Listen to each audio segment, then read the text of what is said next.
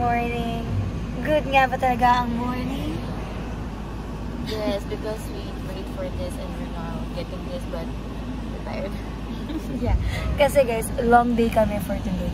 Dapat talaga mag-vlog ako pagkagising. Kaso, nagkaroon kami ng changes ng schedule. Supposedly, alis kami ng 6:30 AM. Kaso, nagkaroon kami ng emergency conflict. Na yung artist na makakasama namin is mayroon siyang ibang schedule siguro for like that time. Na-adjust siya ng 9 AM na makapag-rehearse kami with him. Kaso, hindi naman kami pwede kasi meron kaming mini-miss you rehearsal, which is nangyayari na siya since last week.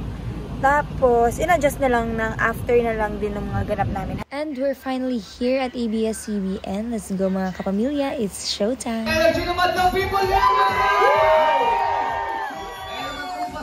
Kamusta naman yung tumakbo para sa panalo? Ganda!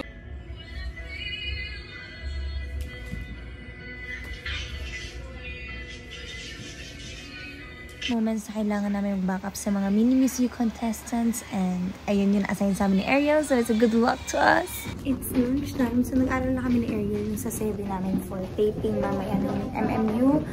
It's giving contemporary flexibility. Tapos after yun, meron pa kaming ASAP, so wala, hindi ko na alam pa nung pagtunguhan ng vlog na to kasi huwag ka lang ako magkaroon ng time to hold my phone, tsaka lang ako nakakapag-video and everything, so I don't know. So, nanggaling po kami sa pantry, pero nag-decide kami to eat na lang sa canteen ng ABS. Waiting na lang po kami for the second MMU. Yeah? Got it? Because I don't get it. Hindi ako sanay kasi bakit magsa-start ang showtime ng ganitong oras? Laban ang mga white lady. It's almost 8, like it's 7:30 something. And mag-rehearse and tape pa na asa. Kaya dito. Fighting! Fight! We love our job.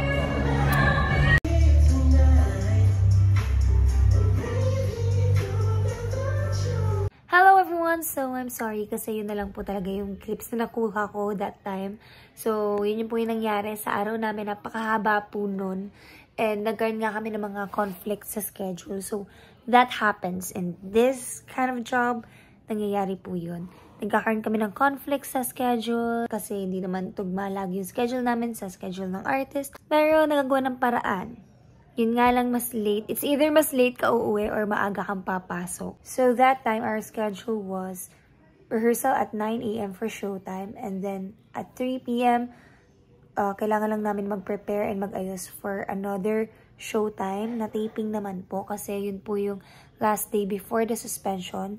So, tape na lang po yung pinalabas noon sa showtime. And after noon, may taping kami for ASAP. Yes po. Yung iba po naming ASAP is live. Yung iba naman po ay tape lang din. With Kyle Achari, by this na malabas tong video na to, na-release na siya. So, pwede nyo siyang panoodin sa YouTube. You can go check it out. Pero naglagay ako dyan ng konting clip yung nanonood ako sa TV. Kasi, wala lang. Gusto ko lang. I'm so proud of Baby Dolls kasi dumadami na po yung projects and ASAP dances namin, mga labas sa kung saan-saan, showtime, sa ASAP Live, and of course sa Pi Channel. Diyan nyo po kami makikita. Of course, sa aking YouTube channel, mag-upload tayo dito ng mga more behind the scenes na nangyayari sa ganap sa studio and everything. But for now, ito po muna. Thank you so much for watching. Like, share, subscribe, and comment if meron pa kayong nasa-suggest na content. Salamat!